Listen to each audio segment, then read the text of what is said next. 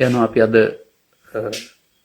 අපි සමග ඉන්නා වූ හිතවතුන් ඉදිරිපත් කරපු ප්‍රශ්න කිහිපයක් ඔස්සේ කාලය ගත කරන්නේ සිසිලා රාජපක්ෂ මහත්මිය සහ ඉමාසි පෝගොඩාරච්චි මහත්මිය විසින් දෙදෙනාම ප්‍රශ්න එක සමාන වෙමින් එකක් කරලා තිබෙන්නේ අපි සංස්කාර උපාදානය නොවි අවසන් කරන ආකාරය පැහැදිලි කරන්න එක තමයි ඉල්ලලා තිබෙන්නේ.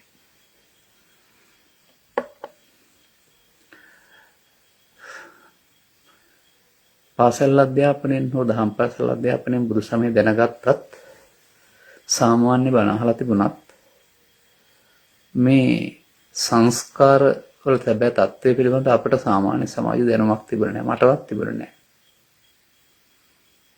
ඒ නිසා සංස්කාර සම්බන්ධයෙන් මේ තා පහළ මට්ටමක අවබෝධය තමයි අපි හිටියේ. නමුත් මා කරපු පැහැදිලි කිරීම වලදී සංස්කාර කියන්නේ බාහිර වස්තු නොවන බවත් සංස්කාර කියන්නේ කාය වචී මනෝ සංකාර තුන වශයෙන් ගත්තොත් බුදුන් වහන්සේගේ බුද්ධත්වයේ ඔප්පු කරන්න බැරි බවත් පැහැදිලි කරමින් සංකාරංච නිරෝධේන නැති දුක්ඛස සම්භව කියන පදේ අරගෙන සංඛාර නිරෝධ කිරීමෙන් දුක් නැති වෙනවයි කියන එක ඔස්සේ බුදුන් වහන්සේ අවුරුදු 35 දී සංඛාර නිරෝධය කරලා තිබෙන බව ඔප්පු කරලා පෙන්වනවා. නමුත් කාය වචී මනෝ සංකාර තිබුණා. එහෙනම් නිරෝධෝනේ මොනවද? පරිවර්තන සූත්‍රයේ සඳහන්, සංගීත සූත්‍රයේ සඳහන් අනාගත ඵල උපදවන්නට හේතු තබමින් රැස් කරන වර්ග කීපයක්. අපුඤ්ඤාභි සංකාර, පුඤ්ඤාභි සංකාර, ආනිජ්ජාභි සංකාර. මේ සබ්බේ සංකාරා පදයට මෙතෙන්ට අසන්නන්ට තේරෙන්න ඕන. එතකොට මේ සංකාර රැස් කිරීමේදී ඒ රැස් කිරීම තමයි සංඛාර උපාදාන වෙනවා කියන්නේ. එතකොට රැස් වුණොත් අපුඤ්ඤාභි සංකාරයේ හේතුවක් වෙනවා අනාගත ඵලයට. පුඤ්ඤාභි සංකාරයේ හේතුවක් වෙනවා අනාගත ඵලයට. ආනිජ්ජාභි සංකාරයේ හේතුවක් වෙනවා අනාගත ඵලයට. අபிසංකාර කියන වචනේදී මේ තුනම එකයි ඇත්තටම. ඒක විපාක වාරය අනුව තමයි අපි කාම දුගතිය, කාම සුගතිය, රූපය අරූපී භව කියන වචන තුනට මේක ගලපලා තියෙන්නේ. එහෙම නැත්නම් ගැඹුරින් බැලුවොත් එහෙම ඒක භවපච්චා ජාති තමයි ඔක්කොම. එතකොට මේක අපි සංසාරේ කරපු දේ. පුද්ගලයෙක් වශයෙන් අපිව සැලකුවාට අසෙන් කලින් නාසෙන් දෙවෙන් කයින් අරමුණෙන් අරමුණට කරපු දේ. ඒ වගේම පරම්පරා 7ක් 8ක් 9ක් තිස්සේ සමහර විට ඔය අපුඤ්ඤාභි සංකාර, පුඤ්ඤාභි සංකාර දෙකෙන් එහාට තරම් අවබෝධයක් සමාජයේ තිබිලා නැහැ. අනිජ්ජාභි සංඛාරත් එදා තිබුණ අරුණව අද තියෙන වලකට කරුණ හොයාගන්න බැරි වෙනවා ඒ යුගයේදී. නමුත් විසංඛාර ගතං චිත්තං කියන බුදු වදන ගත්තාම උදාන වාක්‍ය තියෙන. එතකොට ඒතන සංඛාරංච නිරෝධේන කියන පදයක් තිබෙනවා. ඒ කියන්නේ මේ සසර ගමන සංඛාර රැස් කිරීම නිසා සිදු වෙන බවත් අනිත්‍යවත සංඛාරා පදේ කියන්නේ බුදුබණ බවත්. ඒක දහම්සොන ජාතකයේ පමණක් නොව පරිනිර්වාණ සූත්‍ර, මහා පරිනිර්වාණ සූත්‍රේ නොවන තවත් පරිනිර්වාණ සූත්‍රයකත් මේ ගාථාව තිබෙනවා. සක්‍රයා දහම්සොන රජුට දේශනා කරපු දේ වශයෙන් බුදුවරු හෙළි කරන්නා වූ දහම තියෙන පදේ වශයෙන් සහ බුදුන් වහන්සේ පිරිනොම් වැඩීම නිසා උන්වහන්සේට උපහාරයක් වශයෙන් සක්‍රයා මේ ගාථාව දේශනා කළා සඳහන් කරනවා. ඒ කියන්නේ මේ ගාථාවට අදාළ දේ කරගෙන තමයි උන්වහන්සේ පිරිනොම් වැඩලා තියෙන්නේ කියන එක. ඉතින් අපිටත් එහෙනම් මේ අපි පුද්ගලයෙක් වශයෙන් හිටියට පුද්ගලයාගේ අනාගතයේ මේ අபிසංකාර තුنين එකකින් සිදු වෙන්නේ. ඒ සංකාර රැස් කරන නිසා. ඒ සංකාර රැස් කිරීමේදී අර අනාගත ඵල උපදින හේතු ඉතුරු වෙන එකට තමයි බද්දෝ මාරස්ස කියන්නේ. එවනත ඒකට තමයි කියන්නේ පමාව කියලා. ඒකට තමයි කියන්නේ ඒ මොහොතට එන දේ මගේ ආත්ම වශයෙන් අල්ලා ගැනීමෙන් මේ අනාගත ඵලෙ උපදිනවා. අංකාර රැස් වෙන හැටි ඉස්සෙල්ලා මම මේ පැහැදිලි කරන්නේ. ඒක අපිට සතර බොහෝ කල දිගු පුරුදු කරගත්ත දෙයක්. ඒ නිසා ඒක නොතේරි ආපහු හදන්න කාටවත් බෑ. ඒ පෘථග්ජන කියන එකේ තේරුම පව තුළ ඉන්නවා වෙන්න පුළුවනි, පින තුළ ඉන්නවා වෙන්න පුළුවනි, සීලය තුළ ඉන්නවා වෙන්න පුළුවනි, ශික්ෂාපද සීලය තුළ. නමුත් මේ ගැඹුරු දර්ශනේ වැටහෙන්නේ නැත්නම් මේ මොහොතක් තුළ මේ චිත්ත අභ්‍යන්තරයට හේතු ඉතුරු වෙමින් අවසන් වෙන හැටි එහෙම නැත්නම් මොහොතකින් මේ සිද්ධිය දකින්න මේක වෙනස් කරගන්න අවබෝධයක් ඇතුව යනවා. අන්න එතකොට මේ සඳහා ත්‍රිපිටකයේ තියෙන වචන දෙකක් තිබෙනවා. ඔය අරමුණක් රසයෙන් විඳලා මමත්වෙන් අරගෙන අවසන් කිරීමේදී ඒකට කියන අවශේෂ නිරෝධය වෙනවායි කියලා. අවශේෂ නිරෝධය ජීවිතේ එක වතාවක් නෙවෙයි වෙන්නේ. අවශේෂ නිරෝධය මොහොතින් මොහොත අරමුණක් පාසා ලෝභයෙන් ද්වේෂයෙන් මොහෙන් ගන්නවා නම් අරමුණ නැසුනට හේතු ඉතුරු වෙනවා. අන්න ඒක තමයි පමාව. ඒ තමයි විසංඛාර. දැන් මේක නොකරන්නේ කොහොමද කියන එක ඉගෙන ගන්න ඕන. ඒකට බුදුන් වහන්සේ වදාරන්නේ උපාදා පරිත්තස්සනං චෝබික්ඛවේ දේසිස්සාමි. අනුපාදා පරිත්තස්සනං. ඔබ මේ අරමුණ අල්ලා ගත්තොත් ඔබට පැතැවුලට හේතු ඉතුරු වෙනවා. අරමුණ අල්ලා ගන්න නැත්නම් හේතු ඉතුරු නොවි අවසන් වෙනවා. එහෙමයි පැහැදිලි කරන්නේ. එහෙනම් අපට එදිනදා ජීවත් වෙනකොට උපදින කාම විතරකේ, ව්‍යාපාද විතරකේ, විහිංසාව විතරකේ කියන තුනේදී පෙරපාරේ යන්න බෑ. ගැහුවොත් ගහන්න, බැන්නොත් බනින්න, එකට එක් කරන්න ප්‍රතික්‍රියා දක්වන්න බෑ. කාන්ති නැත්තම් යොසීම තියෙන්නේ මෙන්න මෙතන තමයි. අපිට එහෙනම් චිත්ත අභ්‍යන්තරයේ තිබිලා උපදින්න පුළුවන්. චිත්ත අභ්‍යන්තරයේ හේතු වශයෙන් තියෙන එකට අනුසය කියන පදයක් පාවිච්චි කරලා තියෙනවා. එකකින් හට ගන්නවට පරිඋත්ථාන කියලා කියනවා. ඊට පස්සේ මේක කයට වචනට දෙනවට විතික්කම කියලා කියනවා. දැන් මේක තුනක්. අනුසය එකක්, පරිඋත්ථාන එකක්, විතික්කම තව එකක්.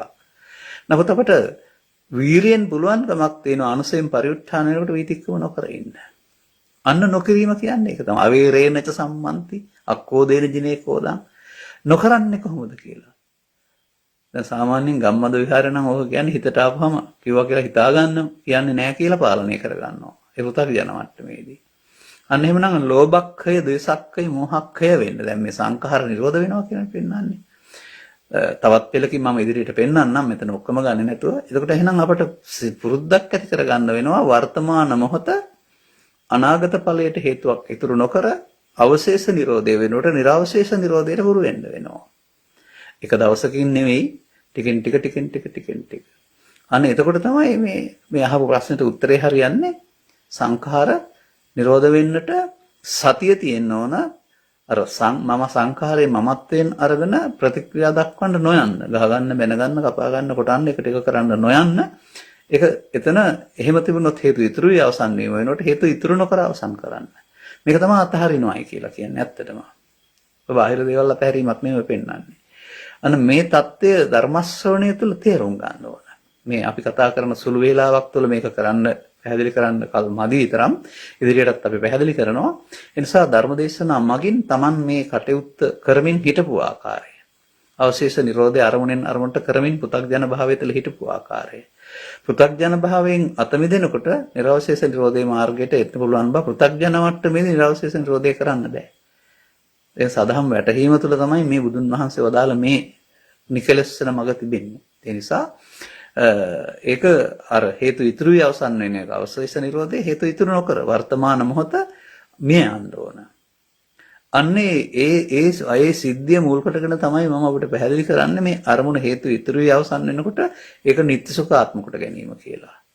හේතු ඉතුරු නොවි අවසන් වෙනවා නම් ඒකටයි අනිත්‍ය කියන්නේ කියලා. මේක බුදු සමයේ ගැඹුරුම තැනින්ම මා දකින්න අනිත්‍ය. ඔබටත් එහෙමනම් ඒ තැනට එන්න අවබෝධය ලැබෙන්න වෙනවා. එතකොට තමයි අර ධර්මයේ දකීද බුදුන් දකී කියලා වක්කලයට වදාළ ධර්මයේ පංචස්කන්ධයේ අනිත්‍ය ධර්මයේ වශයෙන් පෙන්වපු එකට මේක ගලපන්න පුළුවන් වෙන්නේ. පංචස්කන්ධයේ නිට්ටය සුඛ තමයි උපාදාන වීම. අනිත්‍ය නම් උපාදාන නොවි අවසන් වෙන එක. මේක ප්‍රායෝගිකව පුංචි තැන් වලින් එක ලොකු දේවල් නැතු පුංචි තැන් වලින් අත්හදා බලන්න. ඒකට අර එතකින් ගැටෙන්න තියෙන හේතු අඩු වෙනකොට ඔබට කිසියම් සම්පූර්ණ බවක් දැනෙවි. එතකොට තේරෙවි දුක් ගෙනත් දුන්නේ බාහිර හේතු නෙමෙයි බාහිර පුංචි සාධකයක් විතරයි තියෙන්නේ. චිත්තාභ්‍යන්තර හේතු තමයි අපිට දුක් ගෙනත් දෙන්නේ. ඒකයි පංච උපාදානස්කන්ධා දුක්ඛ කියන්නේ. උපාදානෙ නැතිවත් එහෙම. එතකොට තේරෙවි ඔබට නෙන්න ටික පුළුවන් බව. හොඳයි මම හිතනවා මීට වඩා කාලය ගන්න සුසු නැහැ කියලා ප්‍රශ්නෙට අපි තවත් එකට යමු.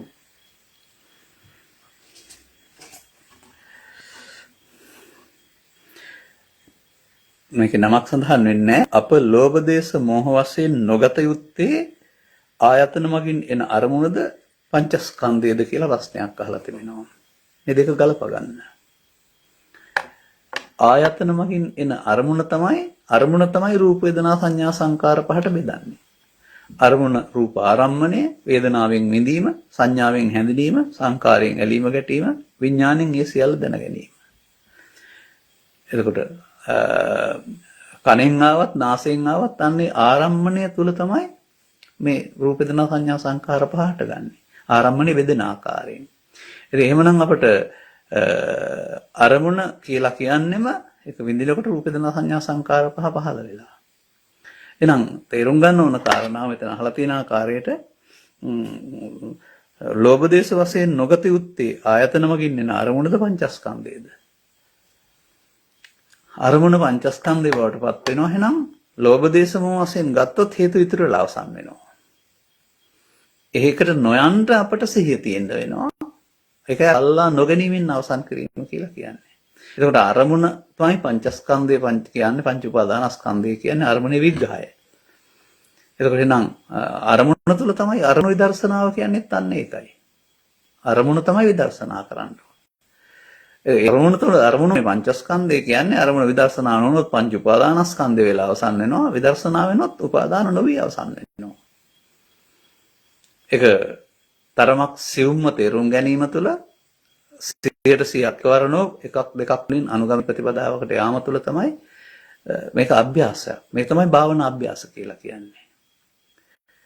එතකොට ඒක අභ්‍යාස වශයෙන් කිරීම තුළ තමයි Tamanට කිසියම් ආකාරයක අර අරමුණු නැතුව තියෙන සංසුන් භාව වෙනුවට තබා ගන්න අරමුණු නැතුව සංසුන් භාවකුත් තියෙනවා. ඒකෙත් ක්ලේශ නැති නිසා කිසියම් විරාග භාවයක් සඳහන් වෙනවා. නමුත් මේ පෙන්වන්නේ අරමුණු එන්න හේතු චිත්තාභ්‍යන්තරේ නැත්නම් බාහිරින් ගැටුණට උපදින්නේ නැහැ. ඒකට අභ්‍යන්තරය හිස් කිරීම තමයි කරන්න ඕන. අභ්‍යන්තරය හිස් කිරීම සඳහා මහා රුක්ක සූත්‍රයේ හෝ සංයෝජන සූත්‍රවල පෙන්වන්නේ ඉදිරියට තියන්න එපායි කියලා. තියෙන දර වලින් ඇවිලේවි ආය අලුතින් දර දාන්නේ නැත්නම් ඇවිලෙන්නේ නැහැ. තියෙන තෙල් වලින් ඇවිලේවි අලුතින් වැටියක් සහ තෙල් දාන්නේ නැත්නම් පහන නිවෙනවා. අනේ ඉදිරියට තැබීම කියන තමයි මේ ආයෙත් තෙලුයි වැටියයි දානවා කියලා පෙන්වන්නේ. අන්න ඒතකොට එහෙමනම් අර ලෝභ දේශ වශයෙන් පංචස්කන්ධය ලෝභ දේශ වශයෙන් ගත්තාම පංච උපාදානස්කන්ධය වෙන්නේ. පංචස්කන්ධය කියන්නේ කය නෙමෙයි. එතකොට රූපය, ශබ්දය, ගන්ධය, රසය, ස්පර්ශය, ධම්මය මේ අරමුණේ ක්‍රියාකාරීත්වය තමයි වේදනාවෙන්, සංඥාවෙන්, සංකාරයෙන්, විඥාණයෙන් පහට බෙදලා තියෙන්නේ. සමේක දෙකක් නෙමෙයි එකක්. මම හිතනවා තේරුම් ගන්න පුළුවන් උනායි කියලා. ඊළඟට ගයන් චන්ද්‍රජිත් මහත්මයා මෙන්න මෙහෙමත් ඉදිරිපත් කරලා තිනවා. අනුසෝත ගාමියෙකු පටිසෝත ගාමියෙකු වීමේදී සිදුවෙන වෙනස් වීමේ ශාස්ත්‍රීය විග්‍රහය කුමක්ද?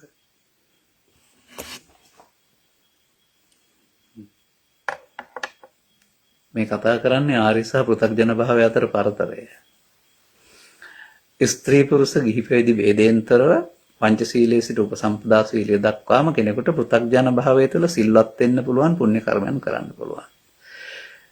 ඒ දාන සීල භාවනා තුනම හෝ ඒ සියල්ලමත් අනුසෝතගාමී. මොකද මේ පෘථග්ජන භාවය තුළ මේ හැම එකක් තුළම උපාදාන. ඒකට අයුපාදාන වෙමින් අනාගත ඵල උපදින එක තමයි අනුසෝතගාමී කියන්නේ. පාප හේතු ඉතුරු වෙමින් දුගතිගාමී වෙන එක, පුණ්‍ය හේතු එකතු වෙමින් කාම සුගතියට යන එක. ධාන හේතු එකතු කරගත්තොත් ඔබ එකතු කරගන්න දඟලන්න ඕනේ නැහැ. අන්න ඒ තුනම අනුසෝතගාමී. ඒ අනුසෝතගාමී වෙන්නේ ඇයි? හේතු තියෙන නිසා අනාගත ඵල සකස් කරගන්නවා. අනේනම් මේ පාරේ ගිහින් අපට සසර ඇවිදින්න තමයි පුළුවන්කම තියෙන්නේ. පාපින ධානය ඔස්සේ. කියන එක තේරෙනවා නම් දැන් එනම් මේ ඉදිරියට තබීම එක වෙනුවට ආපහු පෙන්වනවා පටිසෝතගාමී කියන එකෙන් පෙන්වන්නේ ඉදිරියට නොතබා අවසන් කිරීම කියන එක. එතකොට සසරක් හදන එක තමයි අනුසෝතගාමී කියලා කියන්නේ. පව ඔස්සේ සසර හදනවා, පින ඔස්සේ සසර හදනවා, ධාන ඔස්සේ සසර හදනවා. හැදෙන්නේ උපාදානය තුල. දැන් උපාදානයේ බයං දිස්වා ජාති මරණ සම්භවය කියලා කියන්නේ උපාදානයේ ජාති මරණ ගෙනත් දෙන්නා වූ උපාදානයේ බියක් වශයෙන් දැක උපාදානයෙන් මිදෙන්න පුළුවන් නම් අනුපාදාය මුච්ඡන්ති ජාති මරණ නැති වෙනවා. අන්න පටිසෝතගාමී කියන වචනේ තේරුම එහෙමනම් උපාදාන නොවි අවසන් කරන්න පුළුවන්කම. ඉතින් මේකට මගේ දහම් පෙළවල තියෙනවා තින්නම් සංගති පස්සෝ පස්සපච්චා වේදනා වේදනාපච්චා තණ්හා තණ්හාපච්චා උපාදාන උපාදානපච්චේ භව කියලා අනුසෝතගාමීත්වය. මේ විනාඩි 5ක මේක පැහැදිලි කරන්න බෑ. අපේ දේශනාවලින් ගන්න එතකොට පටිසෝතගාමිත්වය පෙන්වනවා තින්නාංග සංගති පස්සෝ පස්සපච්චා වේදනා තස්සායව තණ්හාය ආශේෂ විරාග නිරෝධෝ තණ්හා නිරෝධා උපාදාන නිරෝධෝ උපාදාන නිරෝධෝ භව නිරෝධෝ භව නිරෝධා ජාති නිරෝධෝ අන්න පටිසෝතගාමිත්වය. ආපහු යනවා. පෙර කළ දේ නොකරනවා. පෙර අල්ලගෙන අතහරිනවා දැන් අල්ලගන්න නැතුව අතහරිනවා. පෙර අල්ලගෙන නැති වෙනවා අනුසෝතගාමී. දැන් සතිය පාවිච්චි කරන්න පුළුවන් මේ පුද්ගලයාට කරන්න ඕන දේ තේරෙනවා නම් සසර හැදෙන්නේ තමන් විසින් අනාගතයට උපදින්න හේතු තැබීම තුළ කියලා අනාගත ඵල උපදින්න හේතු නොතබා අවසන් කරන්නට දරන උත්සාහය වර්තමාන මොහොතේ ඇසෙන් කනින් නාසෙන් දිවෙන් කයින් ඕන එකකදී අන්න අනුසෝතගාමී පුද්ගලයා තවදුරටත් හේතු රැස් කරමින් සංඛාර රැස් කරමින් ඉන්නවා. පටිසෝතගාමී පුද්ගලයා සංඛාර නිරෝධය ප්‍රේරිතව ඉස්සරහට යමින් ඉන්නවා. එහෙනම් අනුසෝතගාමී පුද්ගලයා පෘථග්ජන පටිසෝතගාමී පුද්ගලයා සෝවාන් වලින් එහා පැත්තට රහත් දක්වා. ඒක ස්කන්ධ පංචකයේ ආත්මය තුල අනුසෝතගාමීත්වයේ ස්කන්ධ පංචකයේ අනාත්මය නේද අනාත්ම ලක්ෂණ සූත්‍රය දේශනා කළේ. අනාත්මය කියන එකේ තේරුම ආත්මයක් නැහැ කියන එක නෙමෙයි අල්ලා නොගැනීමෙන් මමත්වෙන් ගන්නෙ නේ. අල්ලා ගත්තොත් මමත්වෙන් ආත්ම කොට ගන්නවා. ආත්ම කියන්නේ ජීවිතේට නෙමෙයි. එතකොට අරමුණට ඇදේ ලෝභය, දේශය, මෝහය, ඊර්ෂ්‍යාවෙන්, ක්‍රෝධයෙන්, වෛරයෙන් ගැනීම ආත්ම කොට ගැනීම. ඒ තමයි අනුසෝතගාමීත්වය. එහෙනම් මේ බුදුන් වහන්සේ පහළ වුණු සමාජයේ මිනිස් වර්ගයාට පුළුවන් වුණේ සිත පහළ තැන ඉඳලා ඉහළ තැන දක්වා දියුණු කරගනිමින් පැවැත්මේ වහල්ලු බවට පත් වෙන්නට.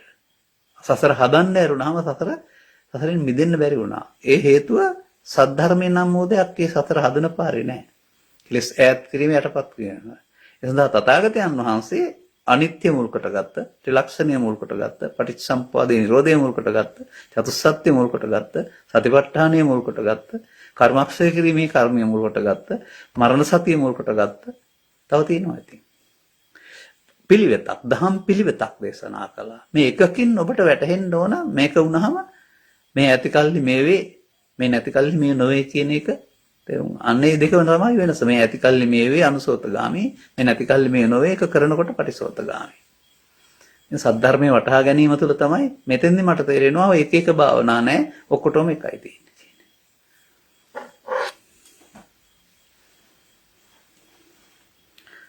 ඊළඟට තවත් ප්‍රශ්නයක් ඉදිරිපත් වෙලා තිබෙනවා මෙන්න මෙහෙම. සක්කාය කියන්නේ රූප වේදනා සංඥා සංකාර විඥාන පහද රූප උපාදානස්කන්ධය ආදී කොටද පංච උපාදානස්කන්ධයද කියන ප්‍රශ්නයක්. ඔය මේක දේශකින් වහන්සේලා අතර පොත්පත්වල තියෙන සූත්‍ර අතර පුංචි ගැටලුවක් තියෙන එකක්. ඒ නිසා අපි ඒක අවුලක් කරගන්න ඕනේ වෙන කාරණේ තේරුම් ගත්තාම හරි. මේ සඳහා අපිට පාවිච්චි කරන්න පුළුවන් සූත්‍ර කීපයක් තියෙනවා. සක්කාය සූත්‍රය කියලා එකක් තියෙනවා. එහෙම නැත්නම් මෝගරාජ්‍ය සූත්‍රය කියලා එකක් තියෙනවා. එහෙම නැත්නම් චුල්ල වේදල්ල සූත්‍රය කියලා එකක් තියෙනවා. මේවයි බුදුන් වහන්සේ ඒවා පැහැදිලි කරපු අය. දැන් කතමංච වික්කේ සක්කායෝ පංච උපාදානස්කන්ධෝ තිස්ස වචනීය. ඒකට කියන්නේ පංච උපාදානස්කන්ධය කියලා. සක්කාය සූත්‍රය නෝදන්නේ පංච උපාදානස්කන්ධය කියන්නේ සක්කාය කියන්නේ මොකද්ද? පංච උපාදානස්කන්ධය. එහෙනම් සක්කාය සමුදයංච සක්කාය නිරෝධංච සක්කාය නිරෝධානි පටිපදන්ති. දැන් බුදුරජාණන් වහන්සේ නම් අවුරුදු 35 සක්කාය නිරෝධය කරලා. නමුත් දැන් පංචස්කන්ධය තියෙනවා.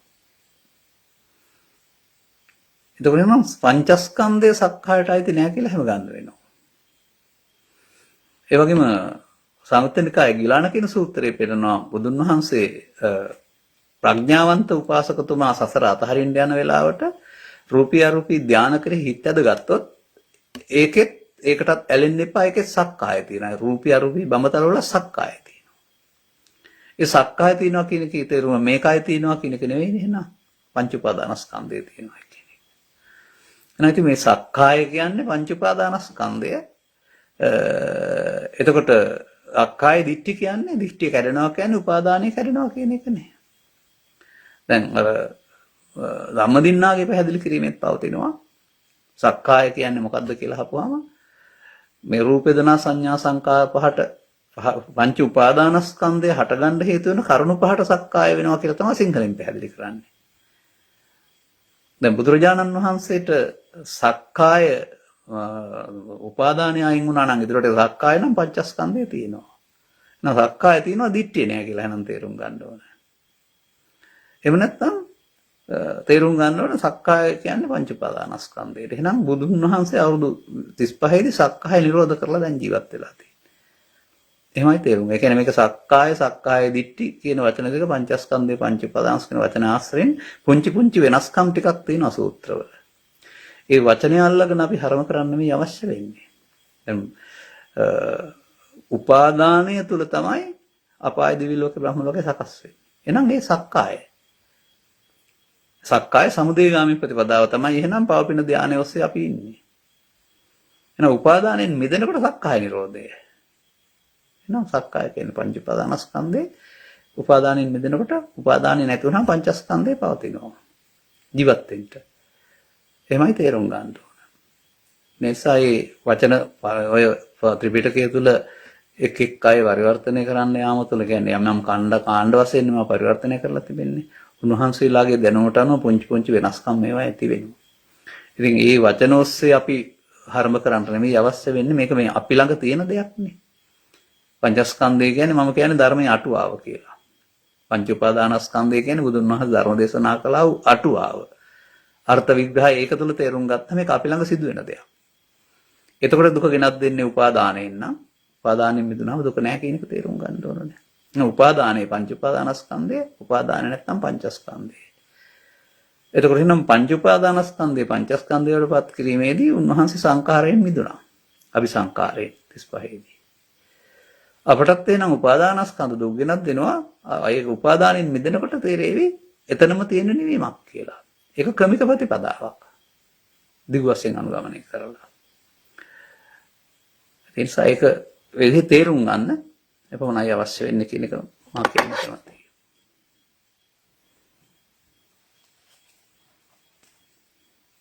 තවත් එක් දෙයක් අපි කතා කරමු. නමක් සඳහන් කරලා නැහැ. ඒ වුණාට ලස්සන අදහසක් ඉදිරිපත් කරලා තියෙනවා. ස්වාමින් වහන්සේ ගැඹුරින් සිතා බැලූ කල සෝවාන් සිට රහත් දක්වාම සිදුවන්නේ සක්කාය දිට්ඨියට නොපැමිණ සිටීම නේද? මේක තේරෙනවා නම් මේ පැහැදිලි කරලා තියෙන විශිෂ්ට අර්ථයක්. මට ඉතින් මේකට කියන්න තියෙන්නේ ඔව් කියලා. නමුත් අපි එහෙම තනි වචනයක් දෙන්නේ නැතුව මේක පැහැදිලි ගන්න වෙනවා. මම කියර මොගරාජ කියලා සූත්‍රයක් තියෙනවා කියලා. ශුඤ්ඤතෝ ලෝකං අවික්කංසු මොගරාජ සදා සතෝ අත්තානු දිට්ඨින් ඌහච්ච එහාට අත්තානු දිට්ඨින් ඌහච්ච තමයි අර ඊළඟ අරමුණ මත්වෙන් අරගෙන ශේෂ කරන්නේ නැතුව ඉන්න උත්සාහ කරන්න ඕන. පළමුව 100ක් බෑ 100ට කීයක් හරි. එහෙනම් සක්කාය දිට්ඨියට පැමිණීම පමාවයි සක්කාය දිට්ඨියට නොපැමිණ අවසන් කිරීම භාවනාවයි. සෝවාන් පුද්ගලයා එතනින් එහාට කෙලෙස් නැතනවා කියන්නේ එහෙනම් සක්කාය දිට්ඨියට නොපැමිණීමෙන් අර ක්ලේශ ධර්මයන් ප්‍රහීන වෙමින් උපාදාන අවසන් කරගෙන යනවා කියන එකනේ. නම් සක්කාය දිට්ඨියට නොපැමිණෙන්න පුළුවන් වෙන්නේ සෝවාන් පුද්ගලයා සෝවාන් සිට අනාගාමී රහත් දක්වා. ඒ නිසා මේ ඉදිරිපත් කරපු අදහස හරි. සුපිරි. ඉතින් මම කල්පනා කරනවා මෙහෙම. වර්තමානයේ දේශකින් වහන්සේලා බොහෝ දිනෙකටත් මේ දේවල් තේරුම් ගන්න අපහසුව තියෙන බව ධර්ම දේශනා සවන් දෙන වශයෙන් අපි දකිනවා. මුලින් කියාන ගියාට අගට යනකොට තේරුම් ගන්න බැරි වෙලා තිබෙනවා. ඒ අතර මේ බඳු පිරිසක් මේ සමාජයේ සිටීම පිළිබඳව මම නම් ආඩම්බර වෙනවා. මේ සමාජය තුළ අපි කියන දේවල් හරි පොතපත කියවලා හරි තවත් අයගෙන් ධර්ම දේශනා ශ්‍රවණය කළා මේ බඳු අදහසක් ඉදිරිපත් කරන්න මේක තේරෙන්නේ නැත්නම් බෑ. ඒ නිසා අපට තියෙන වගකීම තේරුම් ගන්න. කවුරු මොනවා කිව්වත් මේ මිනිසුන් දුකින් මිදෙන්නේ සද්ධර්මයේ සරණින්. තථාගතයන් වහන්සේ ඉලිකලා වූ සද්ධර්මයේ ත්‍රිපිටකය තුල පවතිනවා අපි ලියා ගන්න ඕන. ඒ ලියා ගැනීම තුල මොකද වෙන්නේ? අපි තල තුනකින් මේ සමාජය කතා කරමු. හරි වැරදි හොඳ නරක දන්නේ නැති පුද්ගලයා රජය විසින් දඬුවම් කොට හික්මවනවා. 100ක් හික්මීමක් නැති වුණාට පාලනයක් කරනවා. බුදුසමයේ පෙන්වන කර්ම මාර්ගය තුල කර්මඵල විපාක විශ්වාසවල තව පිරිසක් පවට බිය නිසා පවෙන්වලා කිනවා. ඊට එහා සුපිරි ශික්ෂණය තමයි මේ ධර්මයේ සරණින් හික්මෙන එක. එතකොට ධර්මයේ දැනගෙන ධර්මයේ තුල උපාදාන කරගන්න නැතුව අවසන් වෙන එකට තමයි පවුණු කිරීම කියන්නේ. මොකද මම අර්ථයක් සමාජයට දීලා තියෙනවා අපි පවපින් ධානය කියලා දුනකට බෙදුවට බුදුන් වහන්සේ පාපය කියලා පෙන්ලා තියෙන්නේ දේශනා සූත්‍රයේ උපාදානයේට. උපාදානයේ පාපයයි, උපාදානෙන් මිදීම කුසලයයි. අන්නේ උපාදානෙන් මිදෙන කුසල කරන මිනිස්සු සමාජයේ ඇති වෙනවා නම් ඔවුන් අර නීතිය යන්න ඕනෙත් නැහැ. පෞබෙන් පාක් විශ්වාසයත් උන් සුපිරි. ඔවුන් අහිංසක අවංක සමාජයට රට ජාතියට තමන්ට අනුන්ට පරලොවට අපරාධයක් කරන්නේ නැති මිනිස්සු බවට පත් වෙනවා. ඒ තමයි රටක් හදන හොඳම මඟ. මතක තබා ගන්න. ඒ නිසා ඒ බඳු පිරිස් වැඩි වෙනවා නම් ගමක, නගරයක, ගෙදරක, ආයතනයක අර කවුරු අනිත් අය රට හදනවාට එහා ගිය රටක් හදන්න පුළුවන් සුපිරි මිනිසුන් හැදෙනවා. ඒ නිසා අන්න ඒකේ කොටස්කරුවන් වෙන්නට තමයි ඔබට මට මේ කාලය ධනය සමය කැප කරන්නේ මොකටද අපි? මේ වර්තමානයේ පවතින පහසුකම් මේ පැත්තට වඩා හොරමැරකමට සහ තවත් ආත්මාර්ථය ඉටු කර ගන්නට මේ තියෙන පහසුකම් සමාජයේ යොදාගෙන තියෙනවා ඔබ දන්නවා ඇති. නමුත් බලන්න මේ මාධ්‍යම හොඳ පැත්තට යොදා ගන්න බැරිද කියලා. අන්න එහෙමයි. ඉතින් අපි යොදා ගන්න ඕන මේ මාධ්‍ය හොඳ පැත්තට. එතකොට අන්න ඒ කරුණ වටහා ගැනීම තුළ මේ දුක්ඛ නිරෝධ ගාමිනී ප්‍රතිපදාවේ. එහෙම නැත්නම් මේ සක්කාය දිට්ඨියට නොපැමිණීම කියන එක වර්තමාන අරමුණෙන් අරමුණට කරන්න ඕන දෙයක්. ඒ නොපැමිණීමේදී තමයි අර නිර්වශේෂ නිරෝධය කියන එක සිද්ධ වෙන්නේ. පැමිණීමේදී තමයි අවශේෂ නිරෝධය සිදු වෙන්නේ. නිසා ඒ ඔබ ඉදිරිපත් කරපු කරුණ හරි. සානිත්‍යයත් එක තේරුම් ගන්න කියන්නේ. නිසා අද මේ ඉදිරිපත් කරපු තිබුණු කරුණු ටිකක් ගැඹුරු කරුණු. ධර්මදේශනාවලින් පස්සේ කතා කරන්න තියෙන දේවල් මේ කතා කරලා තියෙන්නේ. නමුත් මම පටන් ගත්තේ දිට්ඨි කියන වචනේ අරගෙන සරල තැනකින්. නමුත් ඔබට සවන්තය තේරුම් ගන්න පුළුවන් නම් මේ කොටස් අපිට ඉදිරිපත් කරන්න පුළුවන්. එහෙමත් නැත්නම් සරල තැනකිනුත් පටන් ගන්න පුළුවන් කරුණු. එහෙනම් අද දවසෙත් අපි දවස නිමා කරමු. ඊළඟ අඟහරුවාදා දවසේ ඔබෙන් ප්‍රශ්න ඉදිරිපත් වෙලා තිබුණොත් ඒවට පිළිතුරු සපයනු ලබනවා. නැත්නම් තවත් අලුත් මාතෘකාවක් යටතේ සාකච්ඡා කරනවා. අවසන් වශයෙන් යම් දෙයක් කියන්න කැමති. මේ වන විටත් ඔබට මේ ඔස්සේ නිවේදනය ලැබිලා ඇති. මම අලුතින් මාධ්‍යයකට සම්බන්ධ වෙනවා සිරස පන්සිල් මළුව සඳහා. ලබන ඉරිදා නැත්නම් අනිද්දා උදේ 6 සිට 8 දක්වා සිරස FM පන්සිල් මළුවෙන් ඔබට මාව මුණ ගැහෙනවා. ඉදිරියටත් මාසෙට වැඩසටහනක් මගින් මේක ඔබට දැනගන්න ලැබෙවි. ඉතින් ඒ සඳහා අවශ්‍ය අයට ඉඩකඩ ලබා දෙන්න දැනුම් දෙන්න.